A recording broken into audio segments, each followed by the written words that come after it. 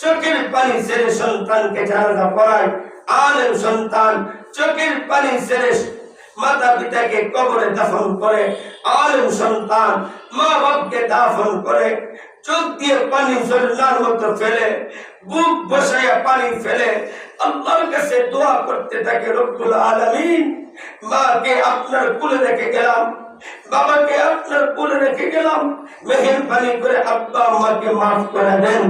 আলেম সন্তান যখন জানাজা পড়ায়া আব্বা আম্মার কাছে দোয়া করে, রব্বুল আলামিন আলেম সন্তান মাতা পিতার জিন্দেগীর গুনাহগুলি মাফ করে দেন।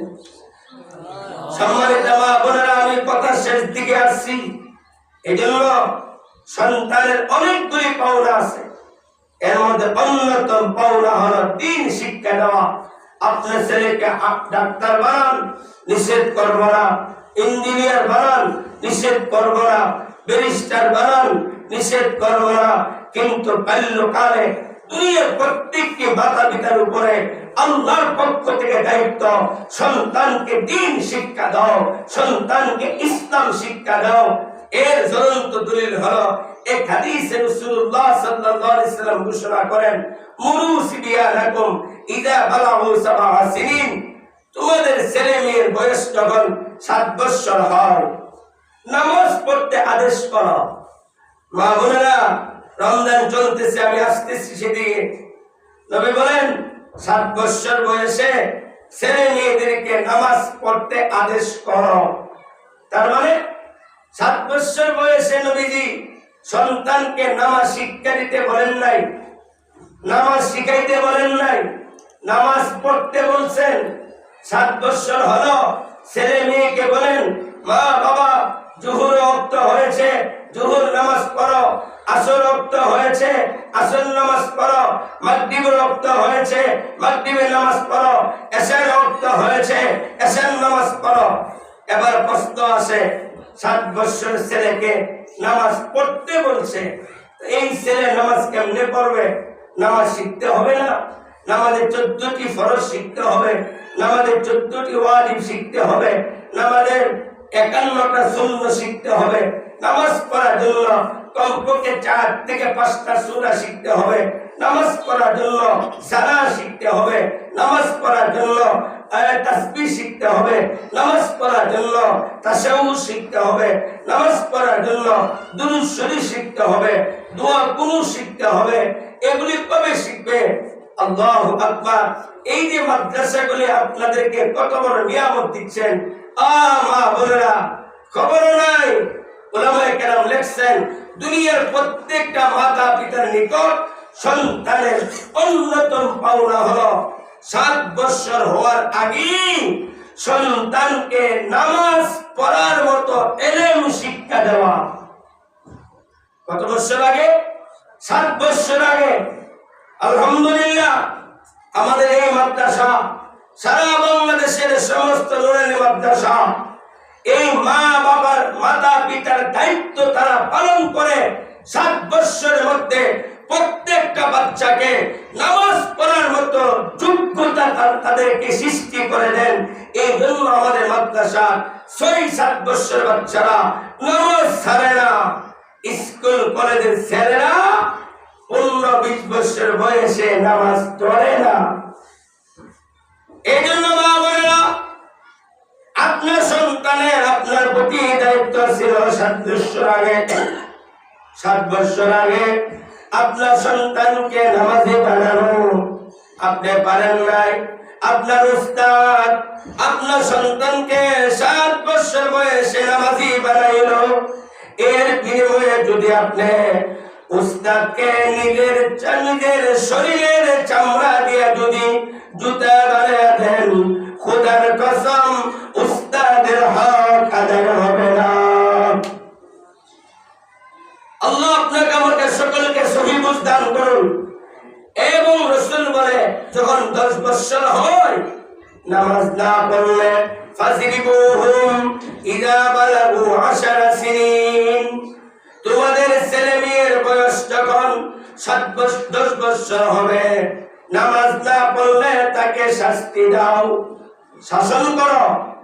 এই হাদিস থেকে উলামায়ে কেরাম লিখছেন, যেমন ভাবে 7 বছর বয়স থেকে নামাজের কথা মা বাপকে বলা হয়েছে, নামাজের নির্দেশ দাও, ঠিক তেমনি ভাবে রমজান মাস রোজা ফরজ। হে মা বোনেরা, আপনার প্রত্যেকের ছেলে মেয়ে যাদের বয়স 7 বছর হয়েছে তাদের 7 বছর থেকে নামাজের প্রশিক্ষণ দেওয়া, রোজার প্রশিক্ষণ দেওয়া, রোজার প্রশিক্ষণ দেওয়া। কিভাবে প্রশিক্ষণ দিবেন? রমজানে সাহরি খাওয়ার সময় বাচ্চাগুলি উঠাবেন, বাচ্চা থেকে বলবেন, 7 বছরের বাচ্চা, 8 বছরের বাচ্চা, বাবা মা রমজান শুরু হয়ে গেছে, সাহরি খাইতে হবে, সাহরি খাওয়াবেন, ঘুম পাড়াইয়া দিবেন 8টা 9টা 10টা 11টা, যতক্ষণ পর্যন্ত বাচ্চা ঘুমায়।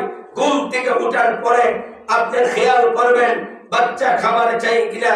বাচ্চা যদি খাবার চাই, বাচ্চাকে বলবেন, বাবা একটু অপেক্ষা করো, মাশাআল্লাহ তোমার রোজা হয়ে গেছে, একটু শরবত বানান, একটু খেজুর নেন, একটু ফল কাটেন। তখন 10টা 11টার সময় বাচ্চাকে খাবার দেন। বাচ্চা বলবে, মা এটা কি নাস্তা? এই নাস্তা তো জীবনে দেখি নাই। বল বাবা এটা নাস্তা না, এটা ইফতারি।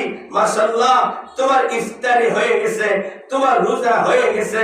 এই 9টার সময় বাচ্চাকে ইফতার খাওয়াই দিলেন, আর ঘরের ভিতরে সবাইকে বললেন, উৎসাহ দিলেন, আমার বাবা আব্দুল্লাহ একটা রোজা হয়ে গেছে, আমার মা আমেনার একটা রোজা হয়ে গেছে। আমাদের ইফতারের সময় বাচ্চাকে ডেকে আনবেন, সে জিজ্ঞেস করবে, বাবা এটা কিসের ইফতারি? আমি না ইফতারি করছি। তখন বলবেন, হ্যাঁ বাবা, হে মা তুমি ছোট মানুষ, তোমার রোজা ছিল ছোট, এই জন্য তুমি সকাল 11টায় ইফতার করছো। আমরা বয়স্ক, আমাদের রোজা লম্বা, এই জন্য আমরা ইফতার করি। এই জন্য উলামায়ে কেরাম লেখছেন 7 বছর 8 বছর 9 বছর পর্যন্ত সন্তানকে রোজার প্রশিক্ষণ দেওয়া, যেন 10 বছরের ছেলে মেয়ে যেন কেউ রোজা ছাড়া না থাকে। আলহামদুলিল্লাহ আমাদের এই মাদ্রাসা সহ সমস্ত মাদ্রাসা রমজান মাসে 7 বছর 8 বছর 9 বছর বাচ্চারা রোজা রাখে। মাদ্রাসার বড় হুজুর আইন করেন, রোজা রাখতে পারবে না, কিন্তু তারা গোপনে গোপনে উস্তাদকে না জানায়া রোজা রাখে। আরে 9 বছরের ছেলে গতকাল রোজা রাখছে, সেহরিও খায়নি, আজকে রোজা রাখছে, আজকেও সেহরি খায়নি। আল্লাহু আকবার। এই জন্য এই যে সন্তানের মৌলিক দায়িত্ব ছিল দিন শিক্ষা দেওয়া, ইসলাম শিক্ষা দেওয়া, কোরআন শিক্ষা দেওয়া, আদব শিক্ষা দেওয়া, নামাজ শিক্ষা দেওয়া, রোজা শিক্ষা দেওয়া, হালাল হারাম শিক্ষা দেওয়া। এই দায়িত্ব মাতা পিতার ছিল।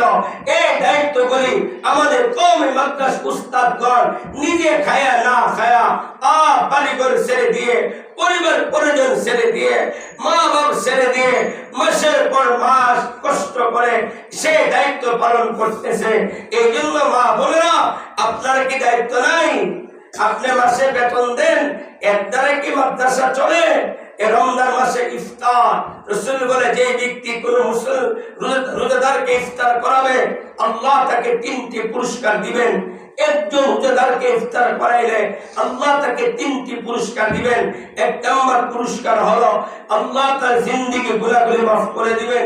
2 নম্বর পুরস্কার হলো আল্লাহ তাকে জাহান্নামের আগুন থেকে মুক্তি দিবেন। 3 নম্বর পুরস্কার হলো রোজাদার রোজা রেখে যে পরিমাণ আমল করবে আল্লাহ ওই ইফতারকারীর আমল নামায় সে পরিমাণ নেকি দান করবে।